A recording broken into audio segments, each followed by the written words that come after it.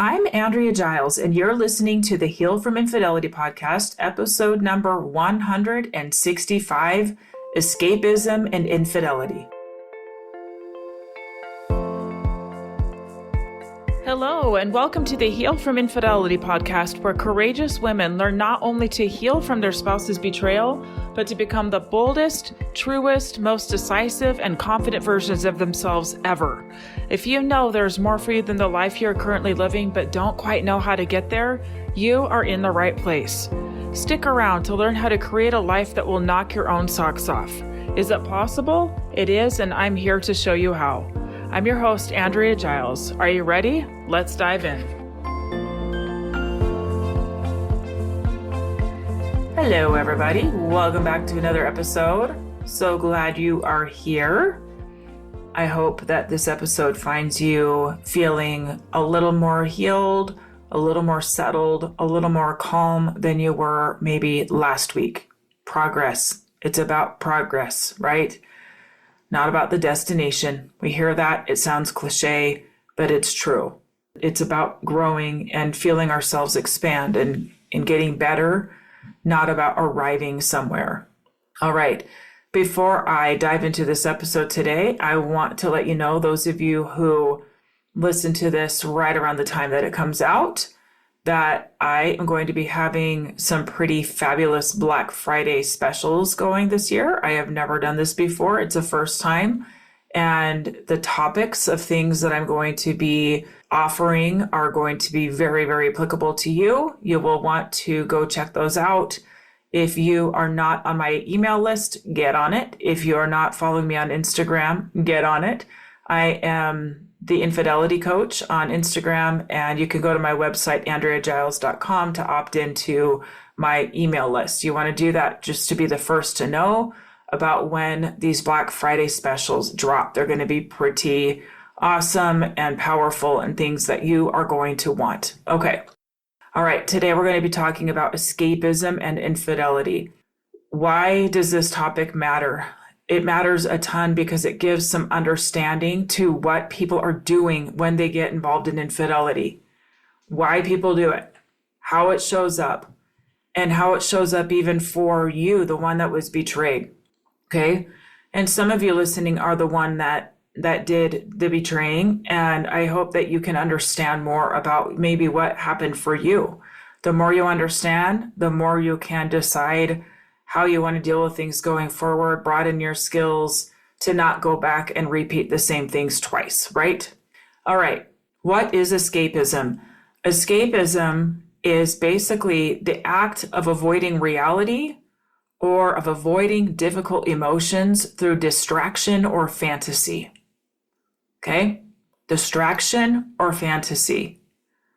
It can be healthy in moderation, but very problematic when it becomes a way to avoid responsibility or growth. Here's some examples of everyday life escapism, okay?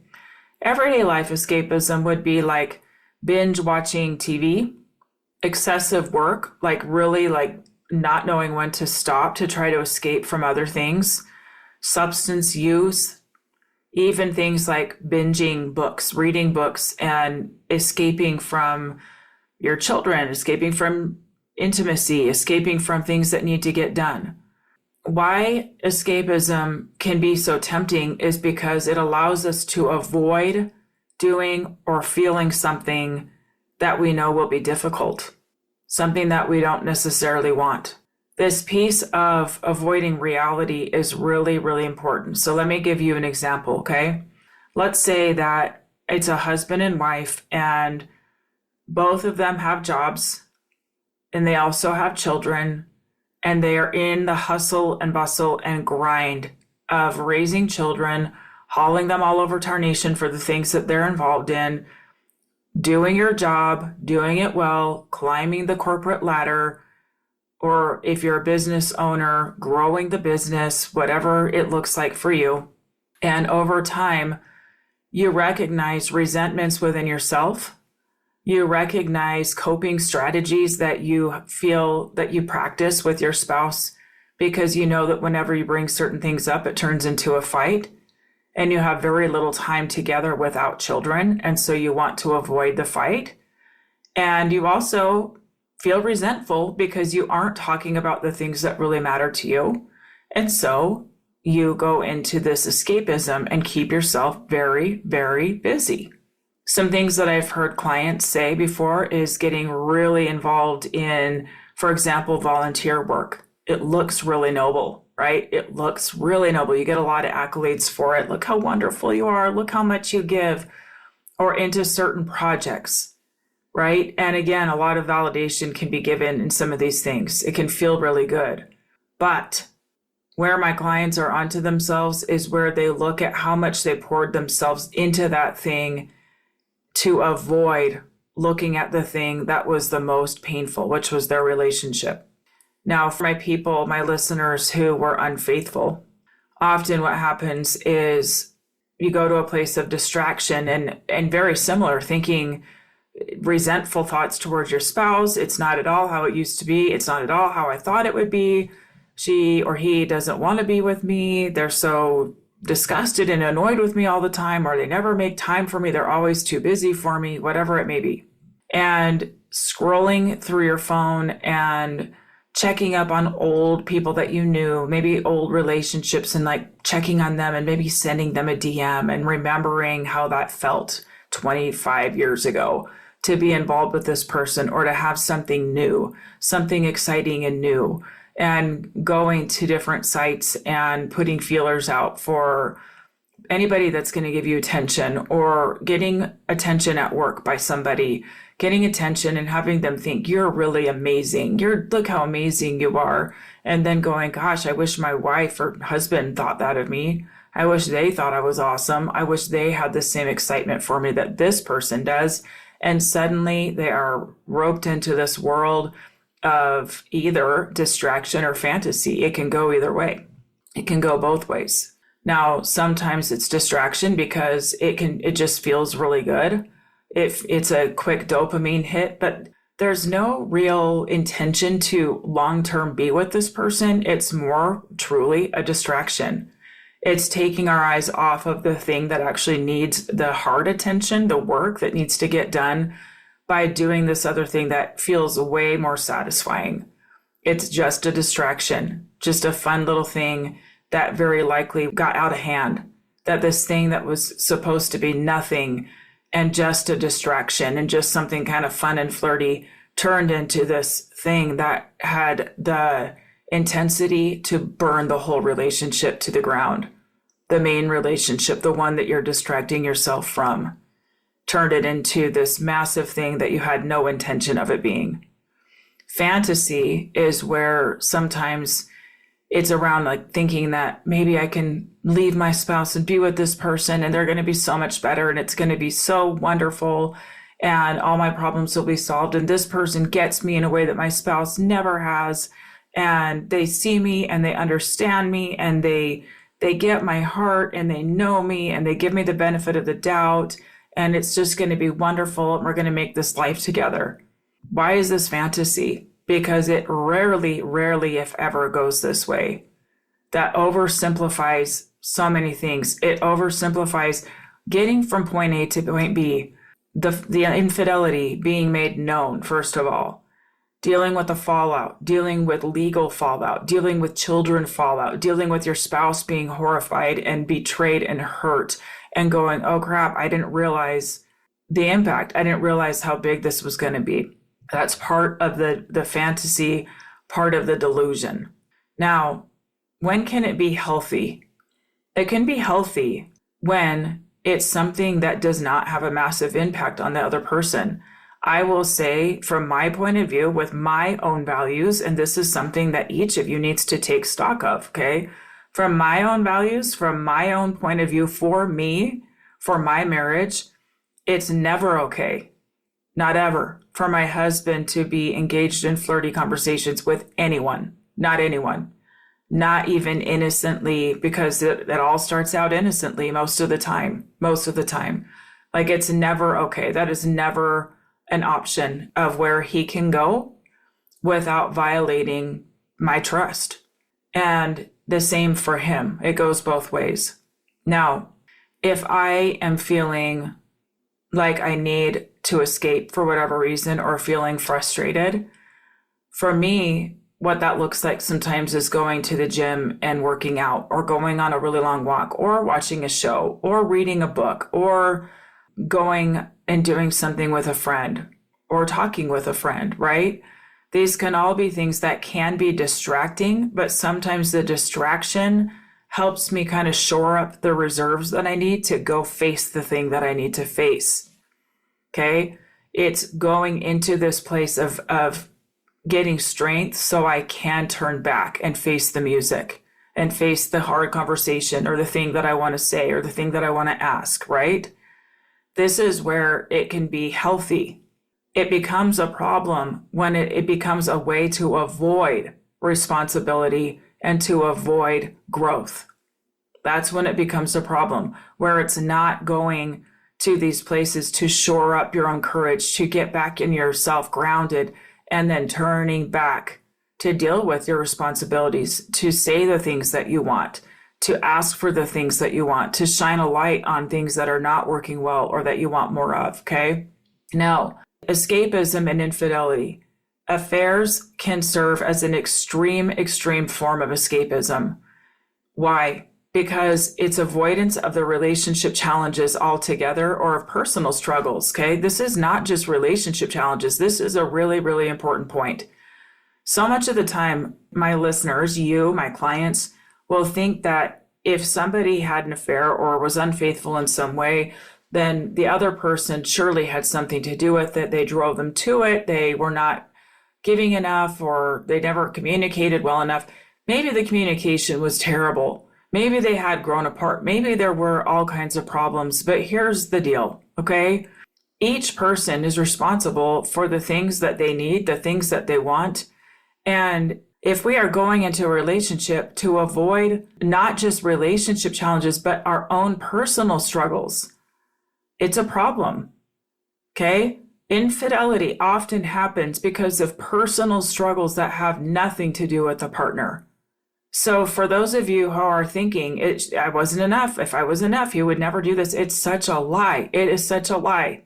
So much of infidelity started 30 years ago, 40 years ago, 50 years ago, as a boy, as a young girl, with seeds of insecurity, with seeds of feeling not taken care of, not heard, not listened to, where sexually explicit material was shared at a much too young age, without the ability or parental help or parental guidance to navigate it, to talk about it, to ask about it.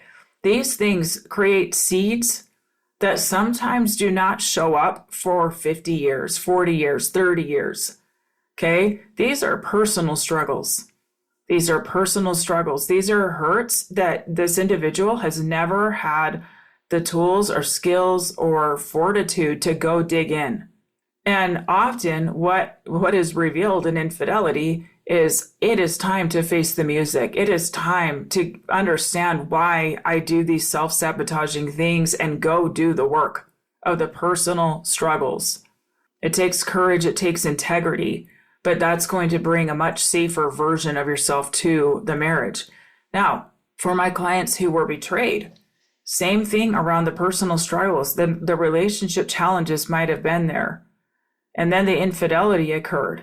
But we are still responsible for our own personal struggles and how the infidelity really rubs those personal struggles raw. That's part of the hardship of infidelity, is that it often exposes these dormant traumas, dormant things that we have not dealt with, and just lights them up and exposes them. They are exposed.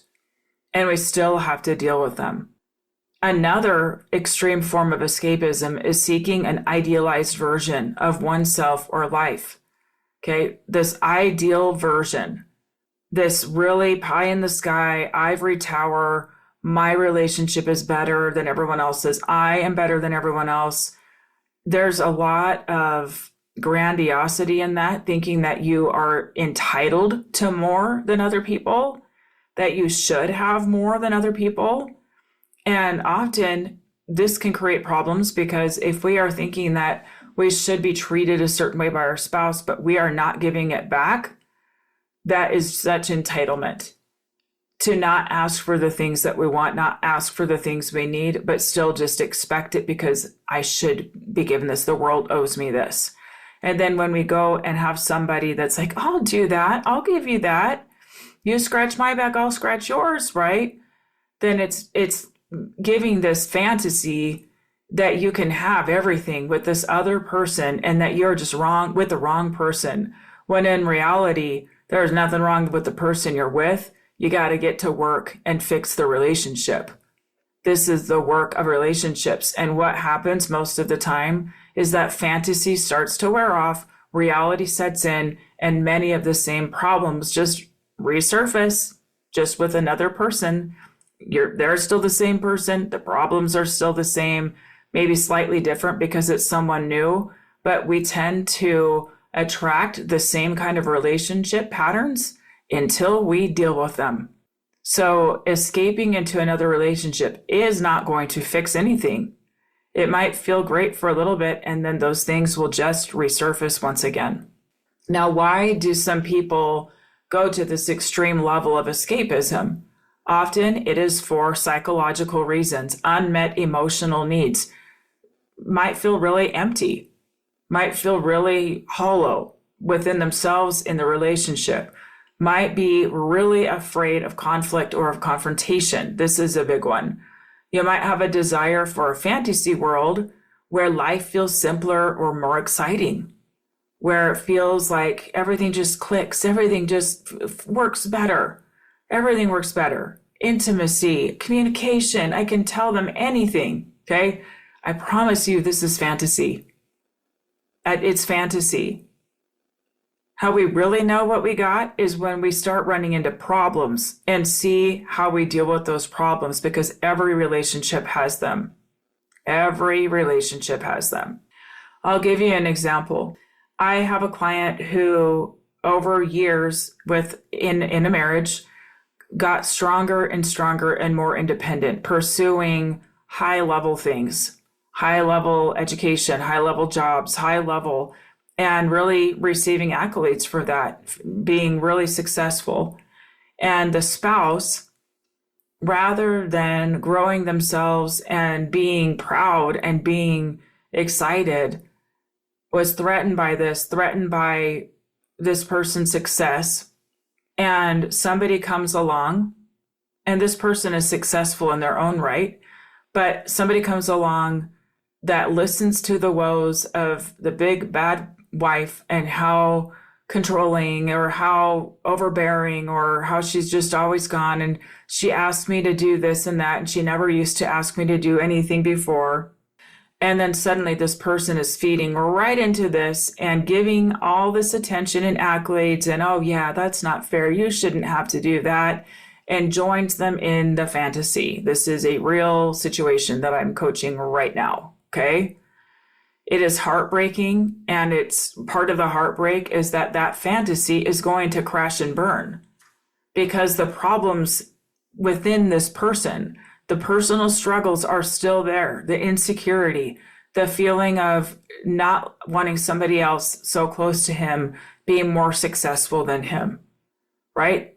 Until that is worked through, these issues will continue to come to the surface. They will continue to arise, okay?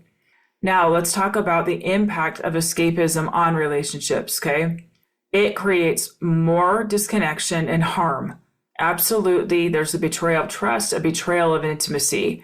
The different things that my clients and their spouses do create different kinds of responses in their spouse. For example, if somebody is dealing with stress and goes and has a one-night stand, it has a different brand to it, different feel to it than somebody who is trash talking their spouse to another willing partner, telling them how awful their spouse is, how awful their marriage is. That lands differently. It has a different kind of sting. Both are very painful, but one lands different. It's a betrayal of trust in so many ways. And what it shows and what it's reinforcing is avoidance of patterns, rather than addressing the root issue. It's avoidance patterns within the relationship. We're not going to talk about it. We're going to go our way. We're going to do our own thing, get immersed in our own thing, but we're not going to talk about it. Okay. The long-term consequences for this are disconnection, stress, pain, and for many couples, infidelity. There's a huge emotional toll on both parties involved. My people that I work with that feel betrayed are like, this person never even came to me and said, I'm really, really unhappy and I'm considering leaving. Never even gave them a chance, right? So it creates more issues. The avoidance patterns are still there. They were there before the infidelity, and this just lit a fire on them, added way more pain, and didn't go back and solve anything. Now, in this last section, I want to talk about healing and really confronting escapism. First of all, how to identify escapism tendencies in yourself or in your partner. One is looking at various signs of avoidance behaviors.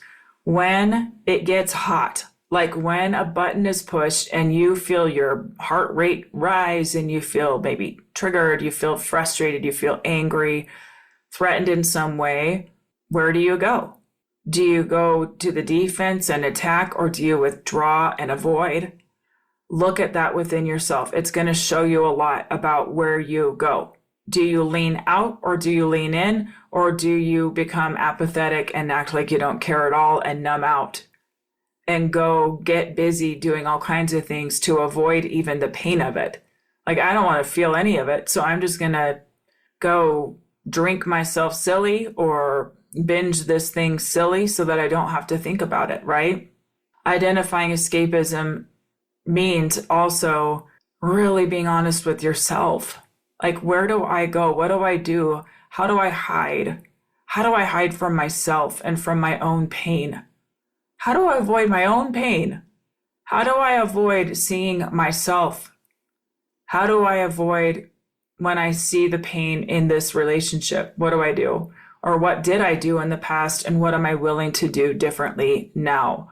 A lot of the work that I do, particularly in my group coaching program, Get Your Life Back After Infidelity, is many of them, they want to get to a point where they are working on either the relationship they're in or new relationships with somebody new.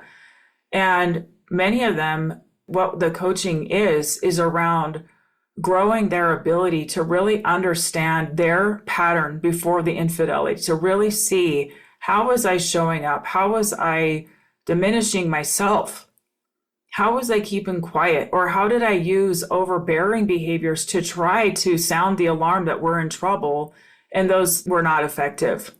They were fear-based and control-based and trying to wake him up in a way that was coming from so much scarcity and fear in me. And what do I want to do differently now? So much of the work that we do is in helping my clients get strong within themselves first, before really diving into their own relationship or new relationships. Some of my clients are leaving relationships. They know that they're leaving. Maybe they were left or they already left, chose to leave, and they are still reeling from it. And the work that they're doing is getting more clear on what even happened. What's mine? What's not mine? What patterns did I participate in? Why? There's always a good reason for it. We're going to uncover what the reason is. And then we're going to hand back everything that's not ours. And we're going to learn new patterns, new ways of processing, new ways of viewing the whole thing that are supportive of you rather than diminishing of you. Okay? This is the work that is involved in really understanding how we escape and how to be able to face the things that we need to face. It requires intense honesty with yourself. It requires emotional resilience to be able to hold what you find and to be able to hold the emotion that comes up when you're having these honest conversations. It means developing healthy coping mechanisms for stress and conflict and seeking connection and intimacy within the relationship if you're still with each other or in a future relationship, okay? Why does this matter? Okay, I want you to hear me on this. I have people ask me about, for example, the effectiveness of my group coaching program if they know that they're leaving, if they know that they're ending their relationship, It is everything, because our unfinished business comes with us and reveals itself in the next relationship we're in. It reveals itself. It shows up. These are the things that we have to learn. We have to know what our patterns are. We have to know how we were engaging in a way that was not actually supportive of ourselves, of our deepest desires, and how we're going to show up differently next time. Okay? This is the work I do all day long with my clients. This is what we do. Okay? Now, escapism, again, it is often an underlying factor in affairs, getting away, either in the fantasy or in avoidance of facing what needs to be faced. Understanding and addressing it is crucial for personal growth and healing. And also, I encourage all of you listening, whether you are the one that was betrayed or the one who did the betraying, to really listen to this episode and look at your own tendencies towards escapism and take steps towards healthier coping strategies, other ways to ground yourself rather than escaping. Grounding yourself is with the intention of bringing yourself back into your body. This is something we do extensively in my program. If you have no idea what I'm talking about, please consider coming into my program, applying and joining. This is something that we do, that we practice. You have to know how to get back into your body, feeling back into the powerful self that you are, calm and clear, so you can really see the truth of what it is that you need to see. All right? I invite you to apply if you would like more support in this. I've also mentioned that for people who are ready for it, I do also do one-on-one couples coaching. I also work with a small handful of people who did the betraying, the one who was unfaithful. I do offer spots there as well. You can always email me with questions at andrea@andreagiles.com. You can also go to my website to look at all the information on my group. And there will be more information soon about couples coaching and things like that coming up in the future. Thank you so much for being here. I genuinely appreciate you taking your time to be here. I also want to thank you for taking the time to go into Apple or Spotify or wherever you listen to podcasts and leaving a review. It means the world. It goes a long way in promoting this podcast for people all over the world who need it as much as you have needed it. Thank you so much. I will see you next time. Take care.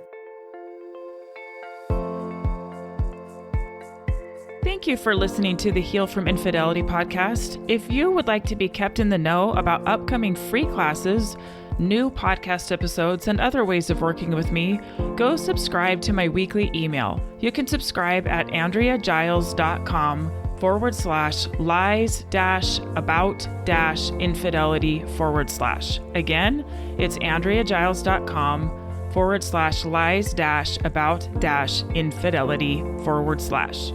I will see you next time.